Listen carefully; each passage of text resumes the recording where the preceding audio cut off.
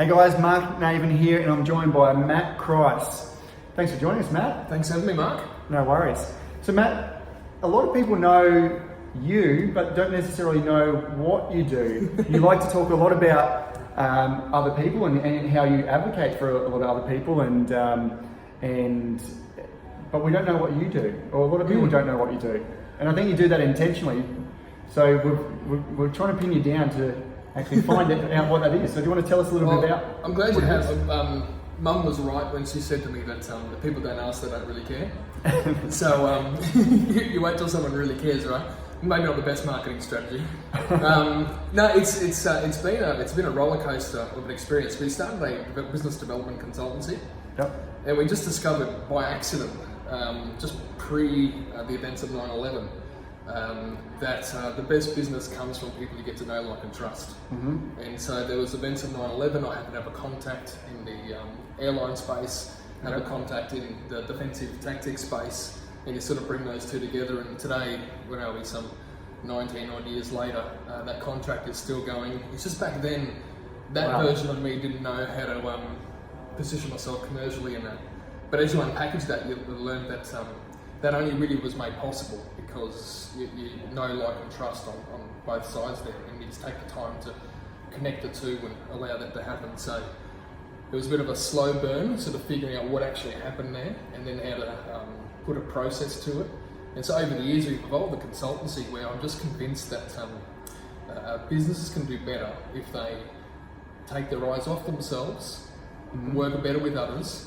It's way easier said than done. So tell us a little bit about business consultancy, and you join those two good matches together initially. Yeah. What are you doing now in terms of business consultancy? Are you going into a business and you're looking for other people that might be a good fit to come and help and fix or add to their business? Is that what you're essentially doing? Yeah, it's a bit of a mix. So one of the things we do, so we run core strategies, and what we've created is an education and a process to help businesses work better together. And so is that through events, or is it through education? And then education, and we can build commercial models to that, and then we can help implement or execute those commercial models at the same time. So a couple of examples. You think about professional sport, and in professional sport, I think they're a wonderful, a clear example of how most businesses work as well, very centralised. And so they have a relationship with a sponsor, and generally it's one-dimensional. And never shall all the other sponsors meet each other. They're just all kept in isolation from each other. But if the organisation at the centre of all that, the reason why they could all be together, if they were to take their eyes off themselves and think of others, they can gather a lot of insights. So we've done that with professional sporting organisations across many codes, and all the codes we all know, love and watch. And when they can discover opportunities for their partners, it's them being able to merge two partners together. And of course you can put a commercial model to that, can't you? Like when you're finding those opportunities. So that's one example of that. Another example would be, you see like professional services firms, like accountancy advisory firms, generally getting absorbed by financial planners, typically is what happens. And on the outside, it's very obvious that that's a good merge, a good process, because accountants have insights, they've got trust, and they would identify that they could be good clients for financial planners. But the reality is, like with most acquisitions, mergers, good intentions, they're missing what I feel is the most important ingredient in the middle, is that ability to identify an insight and do something with it. Right? Actually transition it. Well, most of those people are so busy doing their day-to-day job or what they're good at that they're missing that sort of bigger connecting picture. And I can understand why. It used to frustrate me that people couldn't see that, because it's so obvious. It sounds very uncomplicated. But in the heat of the moment, people don't see it. It used to frustrate me, but when you take a moment to think from their point of view, they've been taught, generally institutionalised, in counsel or professional services. They've been taught about that lane.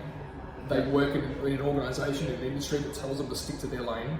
And they've got examples in their direct reports, or seniors or executives or directors of these organisations who stick to their lane. So they don't even know that they found something that's valuable for somebody else. 100%.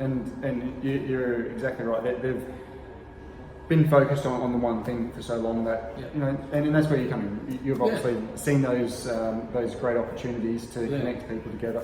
Well, if you get it right, that normal sales approach is a roller coaster, right? And budget, KPI, numbers, blah blah blah. I couldn't disagree more strongly than that as an approach. Because it's unpredictable. I don't know about you, but I don't want unpredictable income streams. I want predictable income streams. So if we can unify, if we can collaborate with a strategy, with the right education, you get a lot more predictability. And everything that you do has got scale behind it too. So it's a lot better results when you can put the right team in. Okay. Well, I think that gives us a lot clearer idea, because not a lot of people actually know what Matt does, but now we do. It's on the record. But tell us, what are you looking for now? What's going to help you grow your business? What can people bring to Matt to help him grow his business? Thanks for asking. I've got a real soft spot for businesses that service other businesses. And the reason why that's a soft spot is because business is unnecessarily hard. It doesn't need to be. No. Business that service consumers, like a B2C type play, they're playing a different area, which I think there's a lot of things we can do there, but I wouldn't call that a strength of mine or a core strategies. But business that service other businesses, regardless of size, I think there's businesses now that I talk about as invisible skyscrapers. They could have a team of 20 people, a team of 2, a team of 100. And under the traditional approach, they should be having an office block and owning several floors. But in today's marketplace, you've got these invisible skyscrapers where what would have previously been made possible by hundreds of staff can be done by a handful of staff now. Look at Uber's staff, look at, as there's plenty of those types of examples. And these are, innovative is probably a very overused word, but they're great examples of doing a global impact with just a handful of the right people. Okay. So what is it you're looking for? Businesses that service other businesses in particular. Sure. So as you're looking for businesses who might benefit from servicing other businesses then? That's a great client. Business service other business. Sporting organisations are brilliant. And what you would hear them saying is about some sort of complaint about the sales roller coaster, about the income stream roller coaster, and wanting to make that more predictable. I'm a big believer in a thriving business more so than a growing business. Okay. And tell us, this is another question that I love. Well, I don't love to ask it, but I'm going to love to ask it. Is what makes you so good at what you do? What makes you exceptional? I love that question supposes that I'm exceptional, so let's run with that. But first of all, with having people like you in my life, thanks. It's not lip service either, because it's when you're surrounded by the right people, the rate down mountain high enough, and you will do a lot more for others than you will do for yourself. And I think most of us are very similar that way. So the fact that you can, it's to me, it's obvious and it's frustrating that people can't see that A plus B should be connecting. There should be something there.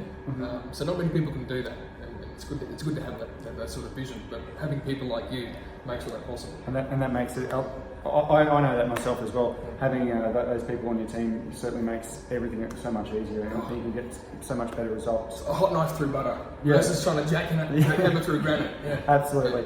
And one last question. And what do you hope to achieve? Whether it's the next 3 months or a year or 5 years, what are you hoping to achieve with your business, or it could be something outside of business as well?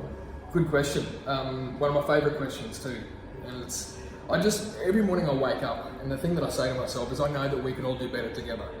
In my mind, it says we can do better together. And that's the thing that gets me up every morning, something that drives me. And I got this utopian example of this struggle for business being so hard and finding traction, whether it be startup, whether they be national size organisations, it's unnecessarily hard. And the solution is people.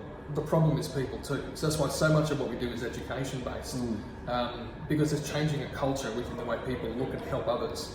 And I just imagine that when you can help enough other people, when you can help businesses get better results, you're helping your staff get better results, you're helping them not just be more purposeful. There's plenty of people who can help them with their purpose, but when you give them time back, I'm a big believer in, people would much rather be, in many cases, they would like the option to be with their family, to spend the time there, but not have to do the things that they feel like they have to do. And if we work better together, we can give people back to their families. And for me, that's important. But whatever your version of family is, time is finite, and we both know, we've both got kids that kids grow quickly.